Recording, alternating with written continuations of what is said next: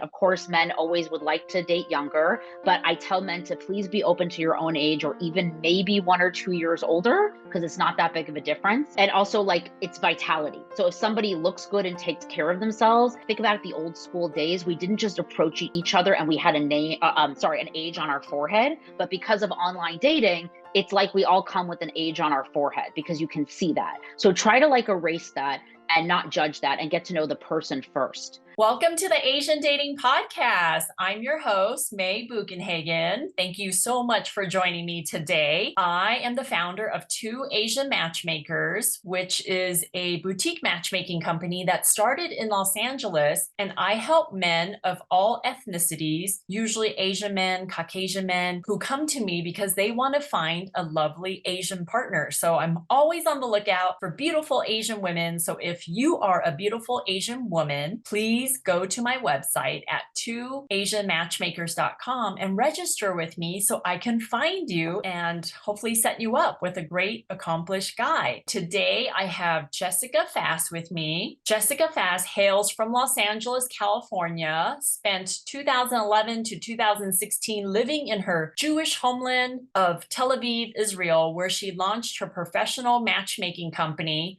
Fass Pass to Love. I just love that name. It's so cute and so fun. For new immigrants to Israel from all over the world, including North America, Eastern and Western Europe, Latin America, Australia, and English-speaking Israelis in September 2013 to foster romantic connections. Jessica, welcome to the show. How are you? Thank you, May, for such a warm welcome. I'm great. I'm happy to be here. Thank you. Thank you so much for joining me. I know you're in Florida and I'm in Colorado, and it's such a nice day today. And I just kind of want to hear about how you first started your business. Just give us a quick snippet of how you became a matchmaker. Sure. Yeah, I believe every matchmaker has their origin story, as I like to say, because we are like superheroes. We're superheroes of love and making love happen. So, yeah, I believe May and every matchmaker I've talked to has such unique stories. So mine is that I moved to Israel in 2011. I'm Jewish, but I'm American, and I had never spent much time there except my 10-day birthright trip. And I decided to move there. And I started going to tons of Jewish singles events there because I was single myself and I needed friends. I had no friends there. So it was born out of necessity. So I started making a lot of friends because I'm very social, I'm very extroverted. And I even started doing stand-up comedy, which I used to do in Los Angeles, where I'm from. I started doing it there in English in Tel Aviv. And so I like the people that could have a more sophisticated sense of humor that could understand all of the cultural references and the English would come to my shows. So I knew that if they could come to my shows and get like my humor, which was a lot about dating and struggling with modern dating, then probably they were like, if they could get my jokes, they were probably intelligent enough people that I'd want to be friends with and then match. So I always say that like the people that I match, they feel like my own friends. That was my philosophy, how I started the business. Like I have to date you myself, kind of like a friendship date. And if you pass that test, you'll be in my network because I would not set up somebody with somebody who I wouldn't befriend or date myself. So, so I got more friends and fans from stand up, from going to Jewish singles events, and then I started to match some of the people I met in these different places. And so they happened to be like Israeli men and European women first, were my first matches were Israeli men to like a Dutch woman, Israeli man to a Danish woman, and a French man who had moved to Israel for an Israeli Swedish woman. So very international and very cool. So that's kind of your business model now, right? Like just international men wanting to meet international women. You're not so focused on one city anymore. So it's not like you're just focused on Jewish women or Jewish men in Florida. Like you actually work all over the world. Correct. So I work worldwide. Like right now, like we might get a client in Panama, a client in Australia, and and if you're listening to this and you're Jewish and open to relocating, please contact us after the show. But so like those are the cases where they really need a matchmaker because they live in smaller Jewish populations where they might have kind of met everyone that's relevant for them in their area. So I would say the majority of my clients are like that, even in a state that doesn't have as big of a Jewish population. like a city like Houston, Texas, or someone in Alexandria, Virginia reached out. And so these people are like willing to move themselves. So sometimes the person is willing to move, and sometimes the person would like you to move. I can also do local, like someone dating in Los Angeles, Miami, New York, and it's much easier because these are the three biggest Jewish populations in the world besides Israel. So, so we can definitely do local, and people. So it's kind of like, I would say it's 70%, 60, 70% of like someone needs to relocate for love, and the rest of the percentage, 30 to 40, is someone who's just like a time-starved, hardworking professional, even in New York City, where there's a lot of Jewish options, and they just don't have time to go on the dating apps and swipe and waste time on a bad date. So those people are still coming as well, especially because we have a spectrum of Judaism, of different levels of observance. So you might think you met someone great, but then you find out that they keep kosher and Shabbat, and then you're secular, and then it can't be a long-term compatible match. So we're screening that out so before you even go on the date. Excellent, excellent. I know on your website you talk about FastPass to Love's Matchability SelfTest. Tell me a little bit about that, and how do you use that to help your clients? Sure. Yeah. So the matchability self test, I say, if you can't afford a matchmaker or you don't want that route yet, just go on my website, download the free gift, the matchability self test. You could do a little test on yourself to see how open you are. And this is, I do this test with the client on a 2-hour Zoom strategy session. So if you want to do it with me, it just costs money. But if not, you can like download it and do it on yourself. Give the test to your friends. It could be like a fun girls' night out game or guys' night out, to do it on each other, because sometimes you are not as if you're doing a test on yourself, you're like too you're not hard enough on yourself. So here are the nine key criteria, I call them, that you should see if you're open on. And if for me to take you as a VIP client, you have to be open-ish on 5 out of the 9. So these are them. The age range that you're willing to date.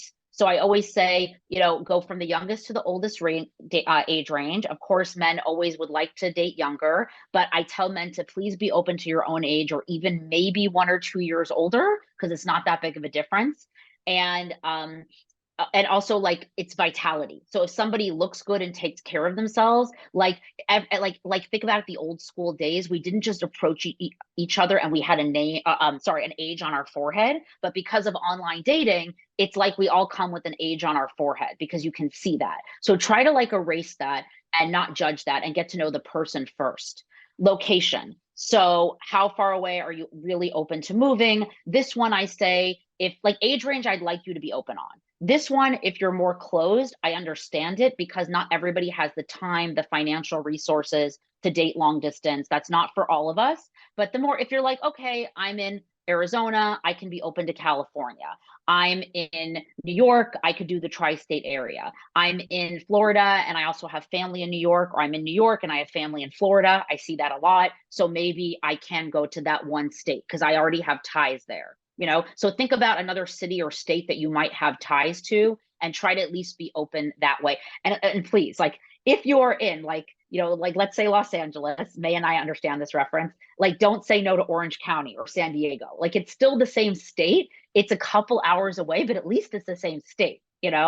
So political views. This is a tricky one. I'm sure May and all other matchmakers are dealing with this across all spectrums of matchmaking these days.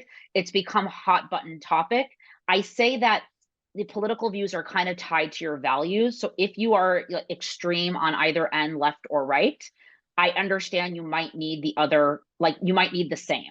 If you can be moderate, I call this a type O dater, like type O blood type, because you can kind of go with either and you don't have to be so stringent. And when you're apathetic in politics, it can also be okay. But I caution people that put apathetic to have a few views that you're maybe read up on or passionate about, because that shows some people that are a little bit into politics. They're like, oh, well, are you like unintelligent? Like, are you an uncaring person about what's going on in the world? So you should have a little bit of interest in something that's going on in the world, current events. Again, more on politics, even saying I'm a registered this, but I'm flexible on these issues, so I could also be with a registered that. That's going to help you in the long run. Religious observance level also. This is one that it's hard for me to like push to be open, but especially in Judaism, we have many different spectrums of the Jewish rainbow. If you saw the show Jewish Matchmaking on Netflix, my mentor Elisa Ben Shalom is the matchmaker that also says this, and it's tough. Because if you keep Shabbat and kosher, which are some of the laws of Judaism, it's keeping Shabbat means not using electricity on Shabbat and trying to attend synagogue. It's hard if you're with a secular person that doesn't do any of that. It's probably not going to work. But if you're like something we call like conservative conservadox, and somebody else is considered Orthodox or modern Orthodox, it's like a little bit more observant, you might be able to go up because you're already trying to get there. I would never tell somebody to go down in their observance, but if you're already striving to do more, you might be able to go up a little bit. And rabbis say that the woman sets the tone of the home. So if the woman is like above the man's observance level, it can work. So you just really have to have a talk about what things, if one of you is more observant than the other, what is the other partner willing to do once married? You want to have those discussions early into dating. Otherwise, it's not worth continuing. Okay, so those two I understand being a little sticky: political views and religious observance levels. So the more malleable ones now are physical appearance preference.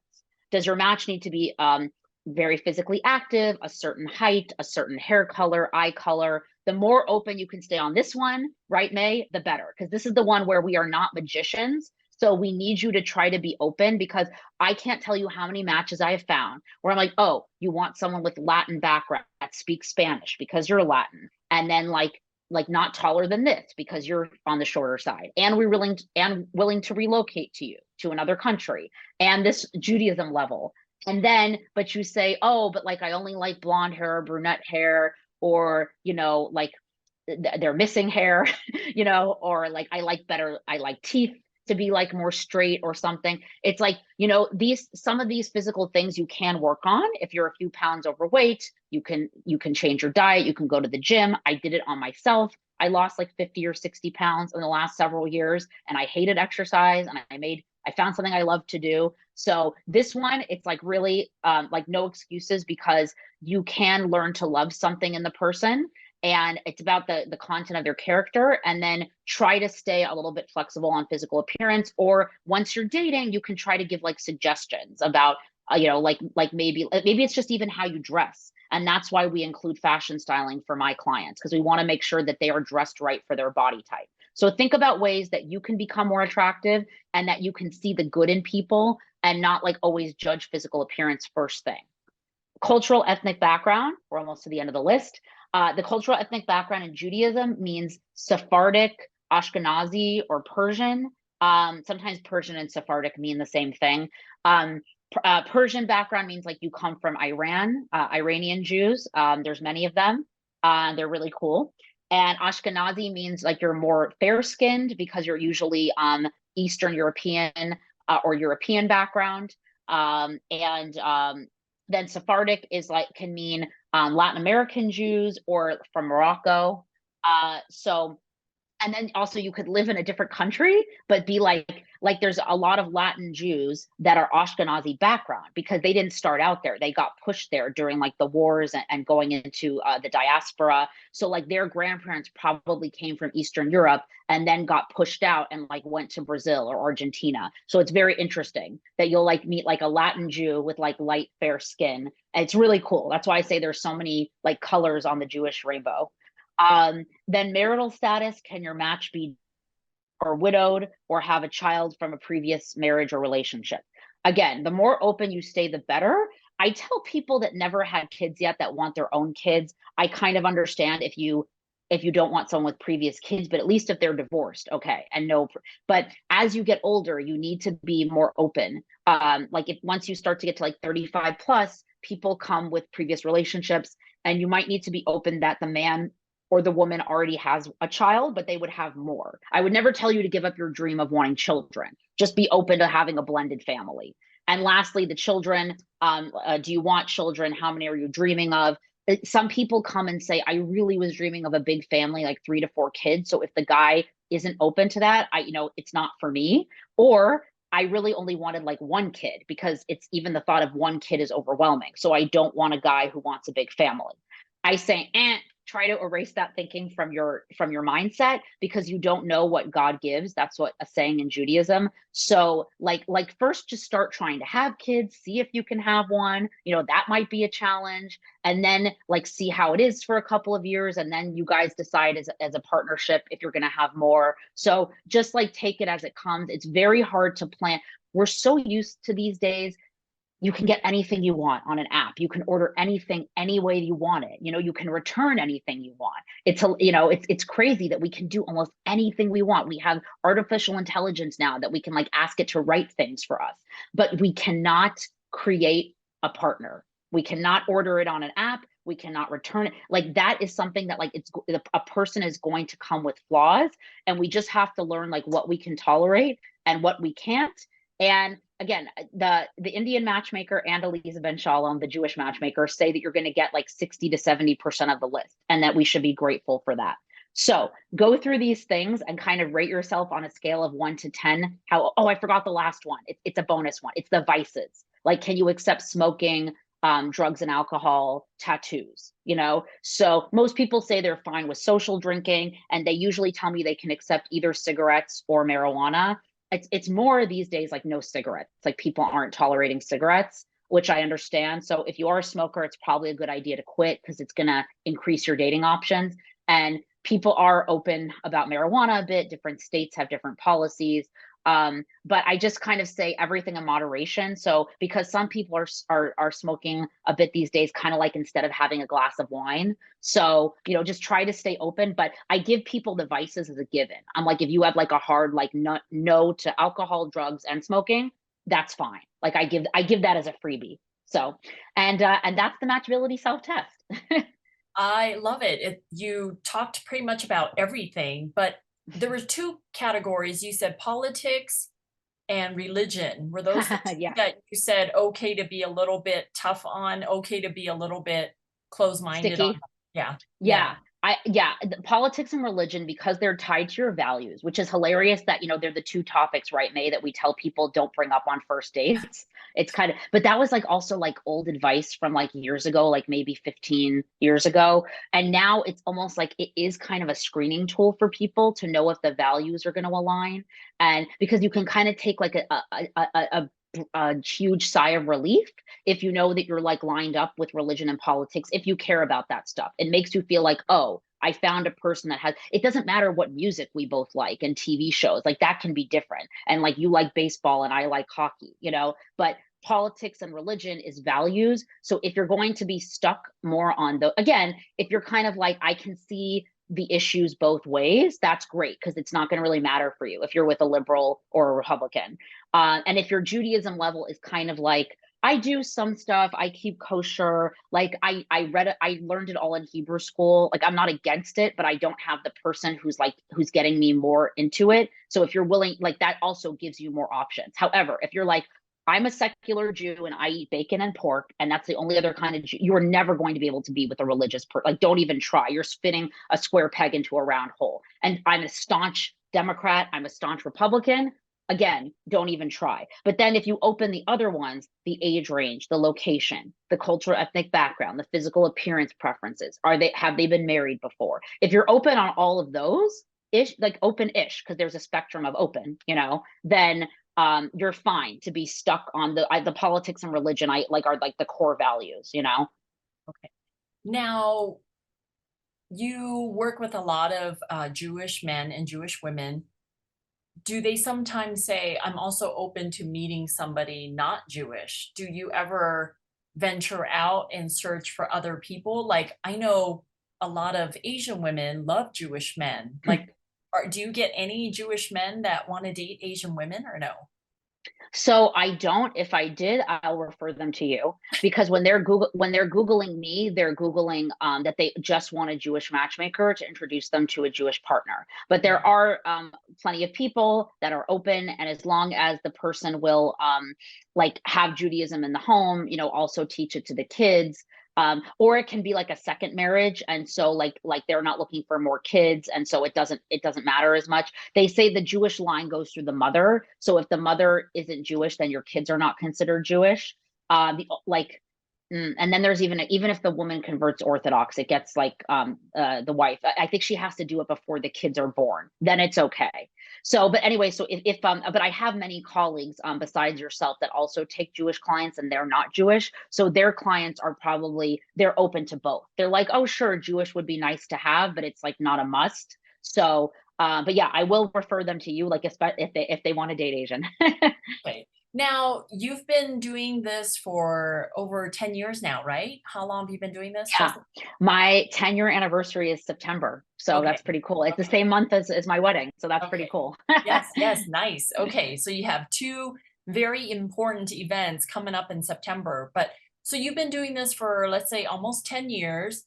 Tell me a story of a time where you helped two people get together where they originally thought, you know what, it's not going to work, but somehow they worked out. Like somehow the love story happened. Like, do you have a client success story that you can share with us?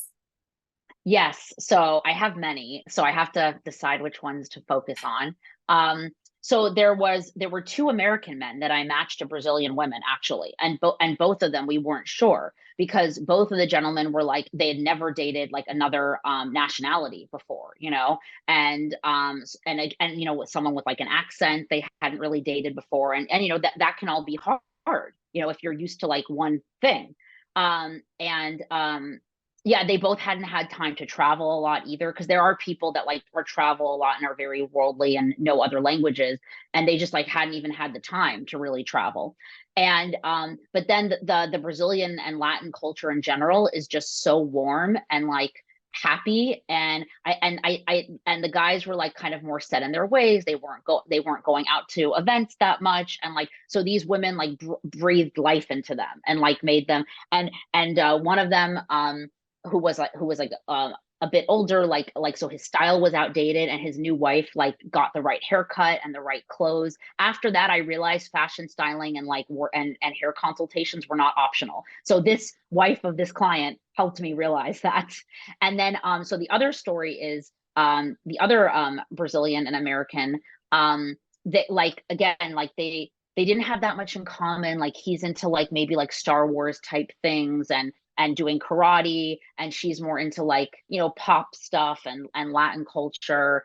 And but then when you thought about it, it wasn't even the culture. It was also male female differences. Like like not that many women are into like all the sci-fi stuff, like he maybe could have found a sci-fi girl, but it's much harder. So it was more like then she got in, like she said, I'd never heard like seen Star Wars before. Now she sits through all the movies, like they learned to like then he had never been to Brazil, and now he's gone and he loved it, and he's like trying to learn Portuguese. He got a Portuguese tutor. Like this guy would, and so she opened a whole new world to him, and he's a different person, and he also started to dress differently. And then she said, oh, you might look good with a beard. And so like and then like so ladies, if you look at a guy and you're like kind of nerdy, he doesn't really know how to dress, I wish he knew how to do his hair or his beard better, but you can fix that. Like they don't know, you can like now my fiance has this really like sexy beard, and like you can, so if it's a good person and good values, like that's what I said, if you can just zhuzh people up a little bit, it doesn't take that much, I oh, one other success story I want to tell you, May, that I set up this guy in Israel with a woman from Holland. They were both living in Israel, so it wasn't long distance. And they met at like my stand-up shows and singles events, and I kept pushing them together. And they went on one date, and for some reason he wasn't feeling it. This is also people in their late 20s when they really don't know like what it is, and they're figuring it out. And they had one date, and then he friend zoned her, and then like a year later, like so they stayed friends because of me. So I always tell people, if the values were there and you like enjoy that it's kind of a shame to just be like goodbye, like I'm never going to talk to you again. Like maybe why don't you guys, like if you guys like a certain activity, why don't you meet every couple of weeks and do that activity together if you have no one else to do it with, or be each other's male and female wingman, wingwoman at an event. So you go as friends, you try to like, because when you go with the opposite sex friend, your social clout kind of raises that this other person is like vouching for you, because the women are like, oh my God, like this girl likes this guy. If he just went alone and was like a wallflower there, you know, she might not look twice, but the female friend raises his social clout.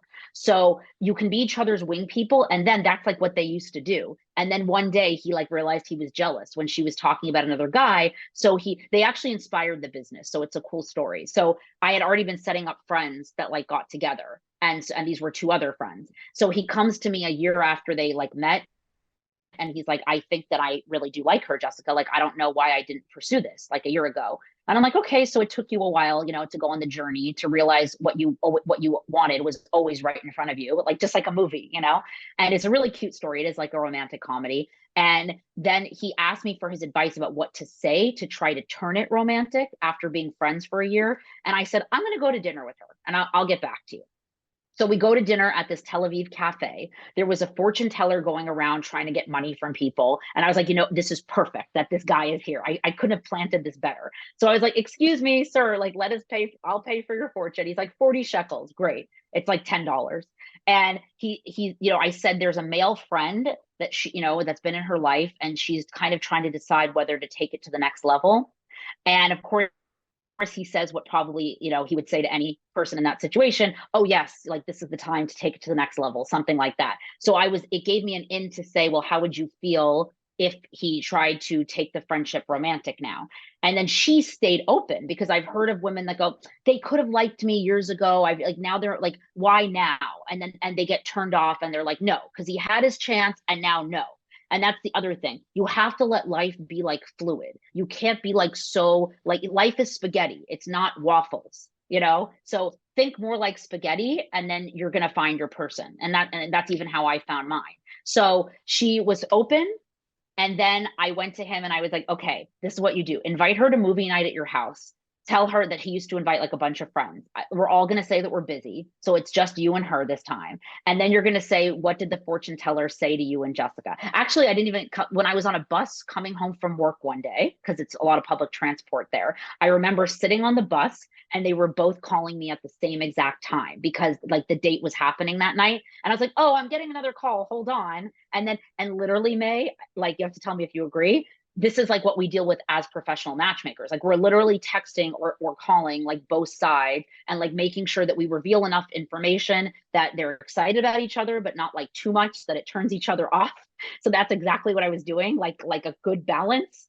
And I was like, yeah, she's excited. Yeah, he's excited. And that's when I told him, why don't you say to her, he's like, I'm so nervous. Like, what am I, like, we're used to being friends. Like, what am I going to do? And I'm like, say, what did the fortune teller say to you and Jessica? It's perfect. It'll get you like right in, you know? And then that's how he kissed her for the first time. And the rest was history. They did, for the first week, I was a little bit scared, because they did come to me for like advice. Like, it was like kind of being like their matchmaker go between. I was like, oh shoot, like, since we're all friends, they need to start talking to each other, or I'm going to be in trouble. But then I was like, oh, I know what to do. I'll become a professional matchmaker. Then I'll get paid to do this. So like, then it'll be okay that I'm in the middle. So So that's you're like my saying favorite story. they actually inspired your business. They actually that started your business. And that how one long ago? inspired my That was business. 10 years ago.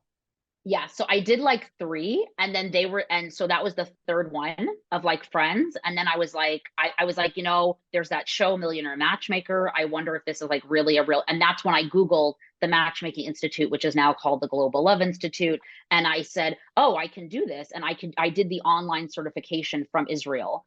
When it used to be like before Zoom, when it was like just PowerPoint Yeah. slides that they like recorded and emailed. So I did it that way. And then I met you when I think I came home. I was home visiting, and I went Yes. to like a meetup networking to like, and I was just trying to figure out, is this a real business? How many people exist in this space? Like, can I do this? You know, so you were there like in my phases of like research, like, Yeah. can I really do this as a profession? And you were encouraging from the beginning. So you were like amazing to me to like encourage, like, you know, young and naive me, like just turned 30, to like get into this. So Oh, Jessica, I love it. I love it. And now here you are engaged, going to be married, and 10-year anniversary of you in this industry. And what would you say is the most rewarding thing about matchmaking? I mean, granted, yes, it's great when couples get together, they have kids that, you know, you stay in touch with them and all that stuff. But what else?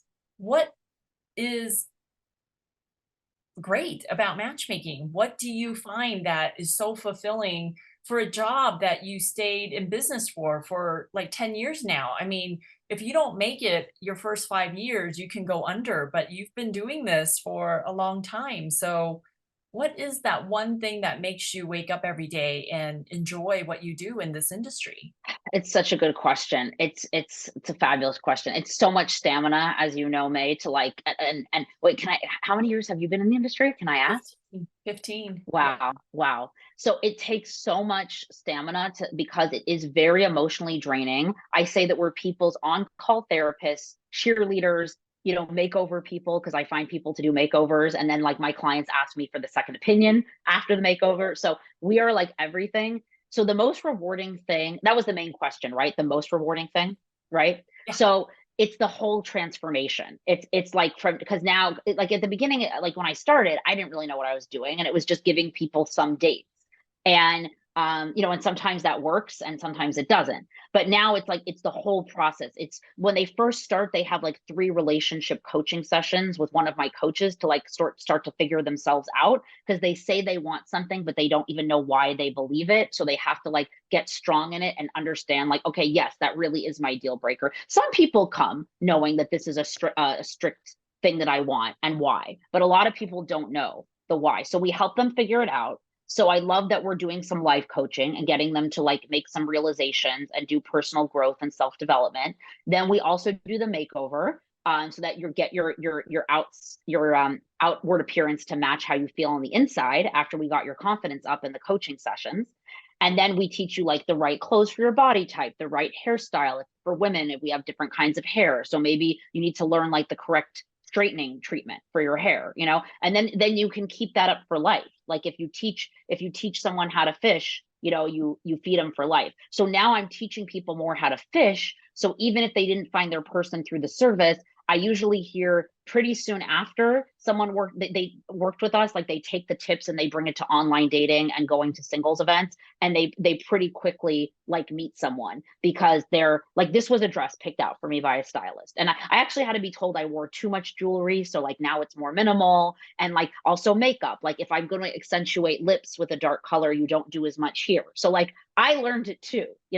So I love that we like taught them like skills for life, like how to look good. Even like sometimes we help them figure out what kind of gym or exercise thing they should do, because that's intimidating because you have to pick something you like or you won't keep doing it. So it's the life transformation is like what makes me the happiest, when people had realization and said, just a client texted me the other day, I feel so good, your coach helped me realize this. That was even more of a win than like, because we have like the girl, he's still going on dates, we haven't found the one yet, but that was like the biggest like win in my, I love when they love my team too and they're getting value out of it. So, what is one thing that you've really changed in the last year or 10 years? What is one thing you realize about yourself? In terms of like as a person or being a matchmaker or both. As a person? Okay. Yeah. As I kind of spoke about, I like in how many years has it been? I mean, I've been like working on my weight loss for years. I mean, I guess like since I yeah, graduated college, and then that was like the first time and I had a dramatic weight loss, and then it wasn't just about that. It's like I felt more confident, and so then more men started to approach me, and then I had more options. And then I used to have like a scarcity mentality, like, oh, I feel so lucky if someone likes me. But then as I did therapy for here and for here, and then did exercise for the body, and then like all those things together, then I got even like more picky with my own screening. So I became pickier about like my own screening and like working on my own makeover before I became a matchmaker. And then I still had to work on it, like while I was a matchmaker, but I had done a lot of the work already before I said, okay, I learned a lot and now I can help others.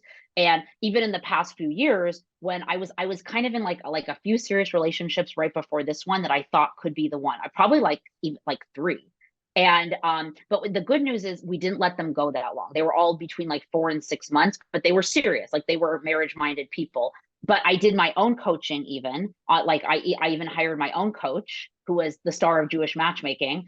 And because she's like we were like, we have to get to the bottom of this. Like you're so close. Like you're picking more marriage minded guys. Actually, she still said I gave too many chances. Like for I went on too many first dates because I see the good in people. You know, we're matchmakers for, so I give a lot of people a chance, you know, older, younger, flexible on politics and religion. So I gave a lot of people a chance. And then she's like, okay, you're getting close, like in terms of the people you pick for relationships, but like still, like you can't just go on dates with anyone. Like it exhausts you, you know, and you do this for a living and we need to protect your energy. So we kind of like refined things more in like the last 2 years, like also when it was the pandemic. So I had more time to like think and become introspective. So yeah, and I really, I feel like I did all the work. Like I tell women, I was telling May this before we started, that I would have even gone like 20 years older. And I tell women to be open to that. But then the universe rewarded me with a guy my own age. He's even a couple years younger. So, you know, like just stay open and try to judge on like vitality. And I always did that. And also if you think you're not picky enough, which was sometimes like my problem, like giving like too many first and second dates, we also help people with that too. Like to be like, no, like, and it's so much easier sometimes to do it for someone else than on yourself. That's why I had to like give in and hire my own coach. See, I think that's great because you preach people should be more open, people should be more open, but yet during your own dating journey, you were open. So you totally can see both sides. Like to be very picky, this is what you would end up with. And to be very open, the universe will reward you with things. So, well, Jessica, thank you so much for spending time with me. And will you just tell people how they can get in touch with you? Of course, I will put all your information in the show notes, but just any last parting words and about your business and how people can find you. Thank you so much, May, for this opportunity to speak about how I got started and about Jewish matchmaking. Yeah, so you can find me at my website. It's fasspasstolove.com, FASSPASSTOLOVE.com. And it's like, you know, it's like you're getting like a fast pass to the front of the line of love, like in those in amusement parks where that's where I got it from, where you get the little ticket for the front of the line to love. My last name is really Fass, Fass. So in college, I got nicknamed Fast Pass because we loved going to amusement parks. So just think about that I'm like the fun roller coaster of finding love, because it is a roller coaster. It's highs and lows. So even in the years when I was like, oh, should I change it more to like a Jewish matchmaking name? People like May and other colleagues were like, no, it's such a cute name. So even my fiance is okay that I'm going to have to do a hyphenate and keep my last name. And he, like when he answers the phone, he likes to go fast pass because he just thinks it's funny. So and cute. So that's how you can remember it.